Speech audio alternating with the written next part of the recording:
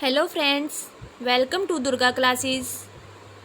आज हम करेंगे शिक्षा मनोविज्ञान के बहुत ही इम्पोर्टेंट एमसीक्यू क्वेश्चंस, जिसकी सीरीज़ हमने शुरू कर रखी है, जिसके 70 क्वेश्चन हम पहले कर चुके हैं। अगर आप लोगों ने वो नहीं देखे तो वो मेरे चैनल पर वीडियोज़ में हैं, तो आप वहाँ से जाकर देख सकते हैं।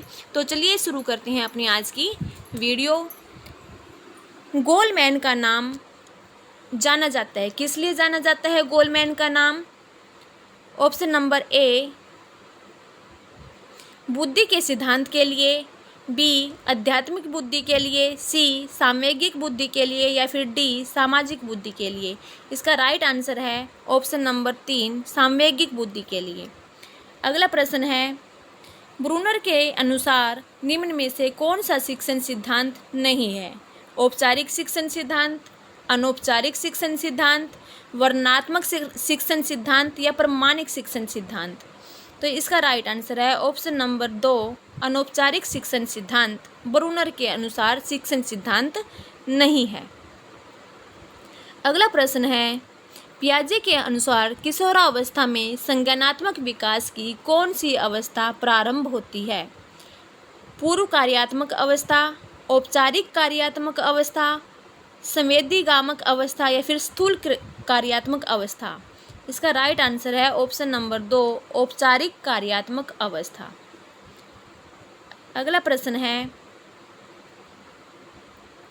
निम्न में से कौन सी शिक्षण सिद्धांत की एक विशेषता नहीं है?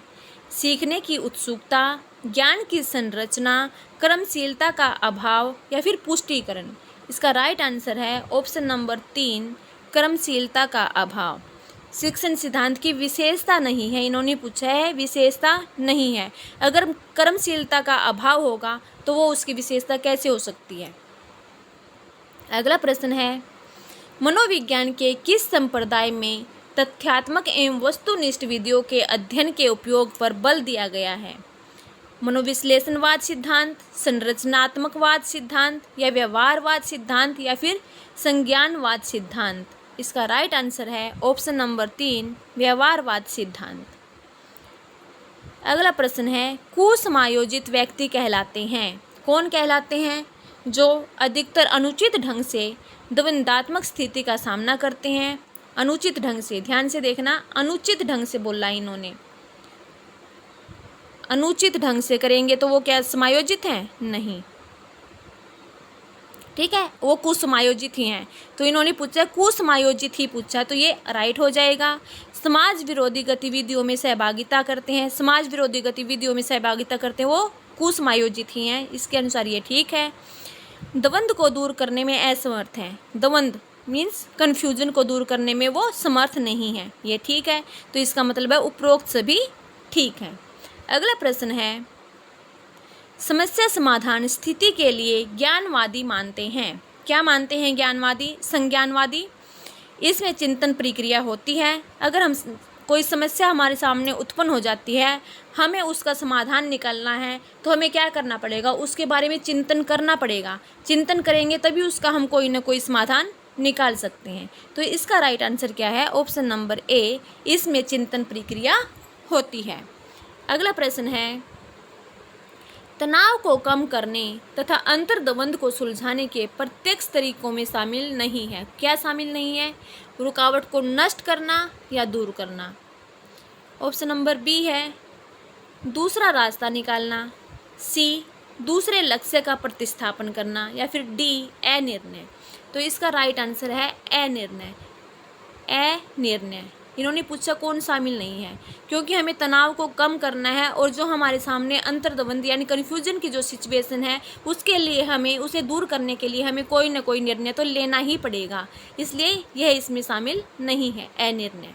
अगला प्रश्न है, कौन सा घटक सूचना प्रक्रियात्मक व्यवस्था से संबंधित नहीं है? अल्पकालीन स्मृति, जीवन पर्यंत स्मृति, दीर्घकालीन स्मृति, या फिर कार्य स्मृति। इसका राइट आंसर है ऑप्शन नंबर बी, जीवन पर्यंत स्मृति। अगला प्रश्न है, संप्रत्यलब्धि प्रतिमान किसने प्रतिपादित किया है? किसने प्रतिपादित किया है? हिल्डा रावत, Jerome Bruner, Richard Suchman, Carl Rogers. तो इसका राइट आंसर है option number B, Jerome Bruner ने। अगला प्रश्न है, किशोरावस्था वह अवस्था है जिसमें बालक परिपक्वता की ओर अग्रसर होता है। यह कथन किसने कहा है? यह कथन किसने कहा है? इसका राइट आंसर होगा फ्रेंड्स, जेरसील्ड ने कहा है। ये यहाँ पे जो आंसर है वो गलत है। जेरसील्ड ने कहा है कि वह किशोरावस्था वह अवस्था है जिसमें बालक परिपक्वता की ओर अग्रसर होता है। इसको ध्यान से देखना फ्रेंड्स, ये जो आंसर इसमें दिया गया है ये गलत है। इसका राइट आंसर है जेरसील्ड। अगला प्रश्न है, आगमन चिंतन के विकास के लिए श्रीमती टाबा ने कौन सी युक्ति नहीं सुझाई है? अवधारणा का निर्माण, दत्त व्याख्या, सिद्धांतों का उपयोग, दत्त अवलोकन। इसका राइट आंसर है फ्रेंड्स ऑप्शन नंबर 4, दत्त अवलोकन। दत्त अवलोकन। अगला प्रश्न है, हार्डवेयर उपागम का आधार है शैक्षिक विज्ञान, अप्लाइड इंजीनियरिंग, उपयुक्त दोनों, शैक्षिक मनोविज्ञान। हार्डवेयर उपागम कंप्यूटर से रिलेटेड है, ये अप्लाइड इंजीनियरिंग। इसका राइट आंसर होएगा अप्लाइड इंजीनियरिंग। अगला प्रश्न है, ज्ञान विद्यमान है, विश्वसनीय है तथा इस ज्ञान को प्राप्त करना ही अधिगम है। कौन सा संप्रदाय इस कथन को स्वीकार नहीं करता? व्यवहारवाद, संज्ञानात्मकवाद, गेस्टाल्टवाद या संरचनावाद। इसका राइट आंसर है संरचनावाद। संवेगात्मक बुद्धि को लोकप्रिय बनाने का श्रेय किसको जाता है? Daniel Goleman, John D Mayer, Peter Salovey. इसका राइट आंसर है गोलमैन को। किसको जाता है? गोलमैन को। अगला प्रश्न है, किशोरावस्था बड़े संघर्ष, तूफान, तनाव या झंझावात की अवस्था है। यह किसका कथन है? इसका राइट आंसर है फ्रेंड्स स्टैनले हॉल का। ये हमने ट्रिक के द्वारा बहुत ही इजी तरीके से हमने इसको याद किया था। अगर आप में से किसी ने वो वीडियो नहीं देखी ट्रिक वाली, तो वहाँ से जाके चैनल पर जाकर आप उस वीडियो को देख सकते हैं और बड़ी ही आसान तरीके से आप इनको परिभाषाओं को याद कर सकते हैं। अगला प्रश्न है, कोई भी व्यक्ति क्रोध करता है। यह बहुत आसान है, किंतु सही व्यक्ति के साथ सही मात्रा में, सही समय पर, सही प्रयोजन हेतु, सही ढंग से क्रोध करना आसान नहीं है। यह कथन किसने कहा है? बिंगम ने, अरस्तु ने, क्रीमैन ने या वॉटसन ने? यह कहा है अरस्तु ने। अरस्तु ने कहा है कि कोई भी व्यक्ति क्रोध आसानी से कर सकता है, किंतु सही व्यक्ति के साथ सही मात्रा में, सही समय पर और सही प्रयोजन हेतु सही ढंग से क्रोध करना आसान नहीं है। हमारे सामने कोई भी सिचुएशन आ जाती है, हम हर सिचुएशन पर अपना क्रोध जो है वो बार बार प्रकट कर देते हैं। तो ऐसा क्रोध करना तो आसान है, लेकिन सही मात्रा में सही समय पर क्रोध करना आसान नहीं है। यह किसने बोला है? अरस्तु ने बोला है।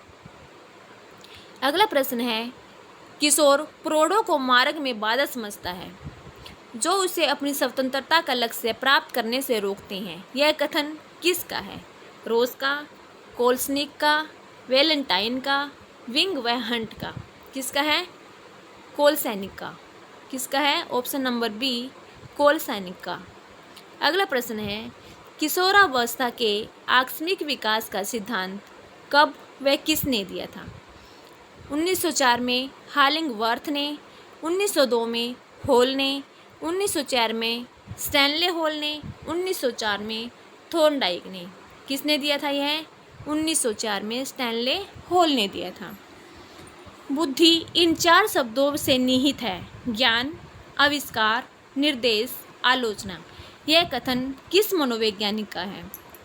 ए. स्पीयरमैन का, बी. थॉर्नडाइक का, सी. रायबर्न का या फिर डी. अल्फ्रेड बिने का? इसका राइट आंसर है ऑप्शन नंबर 4, अल्फ्रेड बिने का। किसका है ये? अल्फ्रेड बिने का। अगला प्रश्न है, किस विधि में उद्दीपन अनुक्रिया के मध्य होने वाले संबंधों का अध्ययन किया जाता है? प्रश्नकर्ता विधि में, मनोभौतिक विधि में, आत्मनिष्ठ अंकन विधि में, प्रयोगात्मक विधि में? इसका राइट आंसर है प्रयोगात्मक विधि में। प्रयोगात्मक विधि में। अगला प्रश्न है, राष्ट्रीय शैक्षिक अनुसंधान व प्रशिक्षण परिषद ने बुद्धि के शिक्षण के लिए कौन सा विभाग खोला है? श्रम एवं रोजगार विभाग, मनोविज्ञान विभाग, राष्ट्रीय भौतिक विभाग या उपरोक्त में से कोई नहीं। इसका राइट आंसर है ऑप्शन नंबर 2, मनोवैज्ञानिक विभाग। अगला प्रश्न है, निम्नलिखित में शिक्षक केंद्रित शिक्षण आव्यूह है। शिक्षक केंद्रित शिक्षण आव्यूह कौन सा है? प्रजातांत्रिक शिक्षण आव्यूह, प्रभुत्ववादी शिक्षण आव्यूह या फिर उपयुक्त दोनों या इनमें से कोई नहीं। इसका राइट आंसर है ऑप्शन नंबर 2, प्रभुत्ववादी शिक्षण आव्यूह। अगला प्रश्न है फिर, व्याख्यान के दौरान संप्रेषण होगा यदि शिक्षक, कब होगा संप्रेषण? जब व्याख्यान चल रहा होगा और संप्रेषण भी होगा साथ में। कब होगा? तैयार किए गए टिप्पणी नोट से पढ़ाता है तो नहीं होगा, यहाँ पे संप्रेषण नहीं होगा। अगला है, नोट्स तैयार करके आता है और उन्हें मार्गदर्शिका के रूप में प्रयोग करे, नहीं। तत्कालिक व्याख्यान प्रस्तुत करता है, नहीं, क्योंकि इसमें तो सिर्फ टीचर ही कर रहा है ना, दोनों का इन्वॉल्वमेंट होना ज़रूरी होता है। इसमें टीचर और अध्यापक दोनों का इन्वॉल्वमेंट होना चाहिए। दूसरे क्षेत्रों में से उदाहरण देते हुए तत्कालिक व्याख्यान प्रस्तुत करता है। दूसरों क्षेत्रों से किसी भी क्षेत्र का उदाहरण उठाया और उसको छात्रों के सामने व्याख्यान प्रस्तुत किया, तो यह होगा व्याख्यान के दौरान संप्रेषण। अगला प्रश्न है, शिक्षण में उत्तम प्रणाली वह है जिसमें प्रश्नोत्तर की आवश्यकता न हो। 2, अध्यापक छात्रों से प्रश्न पूछे। 3, छात्र शिक्षकों से शंका समाधान करे या फिर 4, अध्यापक और छात्र दोनों प्रश्न पूछे। इसका राइट आंसर होगा अध्यापक और छात्र दोनों ही प्रश्न पूछें। विकास एवं वृद्धि है, कैसी हैं? विकास एवं वृद्धि एक दूसरे की विरोधी है, एक दूसरे के समान है, एक दूसरे के पूरक है या इनमें से कोई नहीं। इसका राइट आंसर है एक दूसरे के पूरक है। विकास और वृद्धि एक दूसरे के पूरक हैं। अगला प्रश्न है, किशोरावस्था अपराध प्रवृत्ति के विकास का नाजुक समय है। पक्के अपराधियों की एक विशाल संख्या किशोरावस्था में ही व्यावहारिक जीवन को गंभीरतापूर्वक आरंभ करती है। यह कथन किस मनोवैज्ञानिक का है? वैलेंटाइन का, ब्लेयर और जोन्स का, कोल और ब्रूस का, स्टैनले हॉल का? वैलेंटाइन का। इसकी वीडियो भी मेरे चैनल पर अपलोड कर दी गई है, जिसमें ट्रिक के द्वारा हमने यह भी बहुत ही आसान तरीके से याद किया है। अगला प्रश्न है, सामाजिक एवं संवेगात्मक विकास साथ साथ चलते हैं, यह किसने कहा है? हॉल ने, स्किनर ने, करो व करो ने या फिर स्ट्रैंग ने? यह कहा है करो एंड करो ने। गेस्टाल्टवाद के जन्मदाता कौन है? स्किनर, बर्दाइमर, बिने या फिर स्पिनोविच? इसका राइट आंसर है ऑप्शन नंबर बी, मैक्स बर्दाइमर। अगला प्रश्न है, परंपरागत संबद्धता का सिद्धांत किसने प्रतिपादित किया है? पावलोव ने, अल्बर्ट बंडूरा ने, स्किनर ने या उपयुक्त में से कोई नहीं? इसका राइट आंसर है पावलोव ने। तो फ्रेंड्स, अगर आपको वीडियो पसंद आई तो प्लीज़ वीडियो को लाइक करना, शेयर करना व मेरे चैनल को सब्सक्राइब ज़रूर करना। अगर फ्रेंड्स आपको ये सीरीज़ आगे चलानी है, इस सीरीज़ के मेरे पास 1000 क्वेश्चंस हैं। अगर आपको चाहिए तो प्लीज़ मुझे कमेंट सेक्शन में ज़रूर बताना, ताकि मैं आगे भी ऐसी ही वीडियो बनाकर आपके लिए लेकर आती रहूँ। Thank you friends.